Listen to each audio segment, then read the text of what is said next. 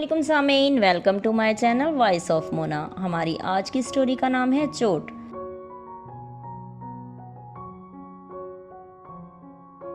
گلبرگ میں رہتے تھے میرے ماموں کے گھر۔ ماموں کے ساتھ گھر میں اکیڈمی میری امی، ماموں اور ممانی پڑھاتے تھے۔ کافی لڑکے لڑکیاں پڑھنے آتے تھے۔ میں بہت چھوٹی تھی، کافی چیزوں کی تب سمجھ نہیں تھی۔ آج ان باتوں کا پتہ چلا ہے۔ ماموں کی شادی ہوئی تو وہ اور ہم سب ممانی کے گھر آ گئے۔ میرے ابو نہیں تھے اور ہم دونوں بہن بھائی بہت چھوٹے تھے۔ امی اسکول میں پڑھاتی تھیں، وہ گورنمنٹ ملازم تھیں۔ ان لڑکیوں میں ایک لڑکی تھی، اس کا نام میمونہ تھا۔ وہ بہت پیاری تھی، گوری چٹی موٹی، سفید رنگ، اور اکثر روتی رہتی۔ رونے سے اس کا منہ لال ہو جاتا تھا۔ مجھے وہ بہت اچھی لگتی تھی۔ میں اس کی طرف دیکھتی، وہ مجھے بہت سی چیزیں لا کر دیتی۔ میری امی کو میڈم کہتے تھے، میں بھی ان کے سامنے میڈم ہی کہتی، لیکن سب کو پتہ تھا کہ میں پرنسپل کی بیٹی ہوں۔ اس لیے بھی سب مجھے اٹھائے پھرتے، مجھ سے پیار کرتے، مجھے چیزیں لا کر دیتے۔ پھر اکثر ماموں ممانی میں جھگڑا ہوتا میمونہ کی وجہ سے۔ ماموں قسمیں دیتے نظر آتے۔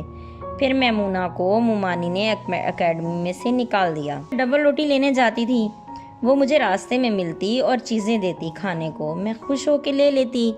وہ اکثر مجھے کوئی کاغذ دیتی اور بولتی اپنے ماموں کو دے دینا، میں بھی ماموں کو لا کر دے دیتی۔ وہ کاغذ لے کر ماموں بہت پریشان ہو جاتے۔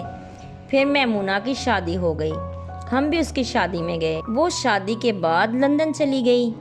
کافی عرصے تک اس کی کوئی خبر نہیں ملی۔ ماموں خاموش رہتے۔ پھر میں بڑی ہو گئی، ماموں سے کافی دوستی ہو گئی تھی میری۔ وہ ہر بات میرے ساتھ شیئر کرتے تھے۔ پھر ایک دن انہوں نے کافی عرصے کے بعد خود ہی بتایا کہ میمونہ مجھے پسند کرتی تھی اور وہ شادی کرنا چاہتی تھی میرے ساتھ، پر میں نہیں کر سکتا تھا۔ وہ چوٹ آج بھی میرے دل پر ہے۔ میں نے کہا، آپ نے تو خود چوٹ لگوائی۔ اگر آپ کو اس کی ضرورت تھی تو آپ اسے روک سکتے تھے۔ ممانی میں سے اولاد بھی نہیں ہوئی تھی اور وہ بہت بڑی بھی تھی ماموں سے، اور عزت بھی نہیں کرتی تھی ماموں کی۔ پھر بھی ماموں ان کے ساتھ رہ رہے تھے۔ پھر ماموں بھی امریکہ چلے گئے ممانی کے ساتھ۔ ان کا شادی کا مقصد ہی باہر جانا تھا، اس لیے میمونہ کو بھی چھوڑ دیا۔ مجھے آج دکھ ہوتا ہے سوچ کر، سب کچھ حاصل ہو گیا لیکن دل تو خوش نہیں تھا۔ ایک انسان کے ساتھ کئی کہانیاں ہوتی ہیں جو وہ ہر کسی کو نہیں سنا سکتا، لیکن ایک بات میری سمجھ میں آئی ہے، جہاں خوشیاں ملیں انہیں بٹور لینا چاہیے، خوشیوں کو نہیں چھوڑنا چاہیے۔ خوشیاں بار بار نہیں ملتی اور نہ ہی بار بار محبت کرنے والے لوگ ملتے ہیں۔ میں اکثر پھر کہتی تھی ماموں سے کہ آپ اگر محبت کو چنتے تو آج آپ خوش ہوتے، آپ نے پیسے کو چنا تو آپ آج پریشان ہیں۔ خیر، اب تو ماموں بھی نہیں رہے، اللہ انہیں جنت الفردوس میں جگہ دے۔ جیتے رہیے، خوش رہیے۔